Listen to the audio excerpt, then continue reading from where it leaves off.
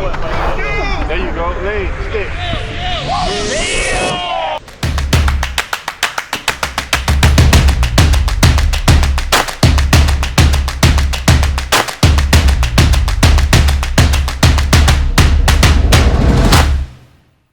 So, before we get into that video, let me introduce myself.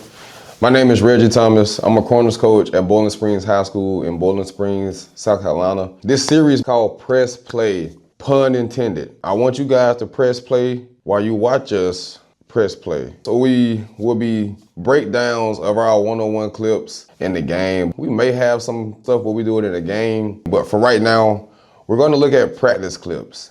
And in these practice clips, you'll see us win reps. You'll see us do really good at some stuff. And honestly, as a DB, we get beat sometimes. That happens, that's football. We're gonna look at some of those clips as well to see what we went wrong, what we can do better. And I actually dropped some practice clips or drills that we can do or that you can do to help your guys get better at those one-on-one reps. But overall, man, I think it's gonna be a great series. I'm excited to do it. So yeah, let's get into it, man. Press play. All right, so let's get into these clips. We got two really good clips highlighting Jeremiah Favorite, our senior cornerback. He's committed to Michigan State. We call him J-Fave, so you'll hear me say J-Fave a lot in the video. But two really good clips of him in our one-on-one. So you guys seen the first clip in the beginning of the video. The players were really hyped in the background. I mean, the rep was just spectacular, man, honestly. Spectacular enough for the quarterback to not throw the ball. So let's rewatch that. And then I start it over, then we'll get a good breakdown of it.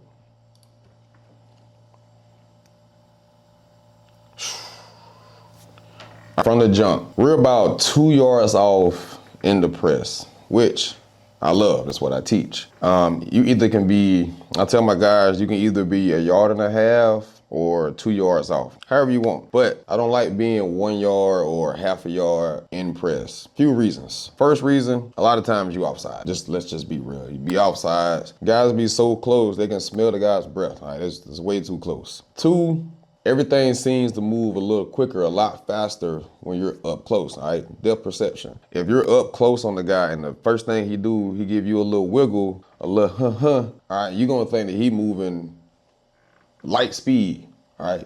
Back up, give yourself some room so that way you can read them. So a lot of times, these receivers are really good nowadays, but they want you to fall for the first move. And sometimes even the second move, all right? So give yourself some room to read and react. We're 2 yards off right here. He's in great position. I love how his elbows are good, all right? Hands are ready, love that. He's in a great position. Inside he seems to be more head up than he is inside leverage. Again, which is fine. He's gotten to the point where I just trust him. I don't really try to coach him up too much.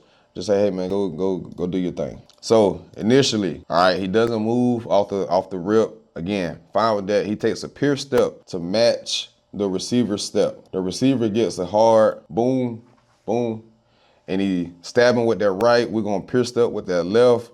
Know he coming inside. Good left hand stick, all right, good left hand jam on that shoulder, and it's good enough to knock him off his route. So he's off balance now. We're in a great position to run with the guy. He goes hard inside, it's fine. All right, we're in good position. I like my guys to be at least 1 yard off, a yard of space in between. So going back to just positioning. In the beginning, we don't want to be too close. When we're running down the field, we don't want to be too close to the guy.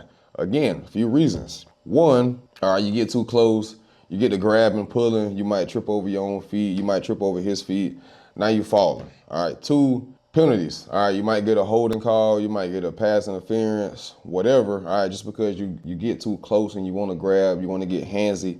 And then three, you want to sit in this rep, maybe later on down in the series, but sometimes we get too close and we just get bumped right off. Or the receiver wants you to be close just so he can do, the little push off or whatever. And here we go flying. We go flying off. So make sure you got at least 1 yard in between to where you can react. All right. So right now, if you can see, his eyes are directly on that near hip to shoulder. He's in great position to break back downhill. He's in great position to cut underneath. and he's in great position to keep that outside leverage that he has now. Because right now he's outside leverage, which is fine, but give yourself enough room to be able to undercut or break back downhill. And right here, I don't know what he saw, I don't know what he read. This may just be a ton of experience, just knowing this guy might like to run this post. But man, I mean, he ran this, he ran that before he even cut. So again, good initial step, good jam. All right, always have good spacing. And then when it's time to go, it's time to go. All right, good undercut. Eyes are still where they need to be. Eyes still on the hip, on that near shoulder, just to make sure. All right, as you can see, he's not looking back right away, which is great. I love that, because sometimes you can look back right away and boom, got him bust the corner route. And now you up there looking like who done it. So I like the initial, I like the last little feel just to make sure he's there. I guess I would, if I had to critique something here, I would want him to be a little closer to getting that lean phase, that in phase lean. Just if it was a jump ball or something like that, maybe you got a bigger receiver. You want to be just in better position, pick that ball. But again, quarterback didn't throw it. Quarterback knew what it was. Great rep by there. Great rep by J Fave right there. All right, here we go with the second clip. Again, J Fave is up. So I like what he did right here. Initially, he was a little bit inside, head up leverage. All right, but based off the receiver split, he got more outside. All right, and I tell my guys with leverage, all right, let's say you want to be outside leverage, right? So you want to take that inside, that right foot, and you want to split him right down the middle, keeping that left foot, that left side free, and vice versa. If it was inside, he would take that left foot, split the receiver right down the middle, right leg is free, right arm is free in the inside. So I'm just play the clip real quick. Good jab, get it, lock. Let's take it back. Again, I like the outside. I like the outside leverage. Again, he's really good with that left. Guy jumps, he goes inside leverage. Cool, that's what we want. We want that, and he's able to really slide, and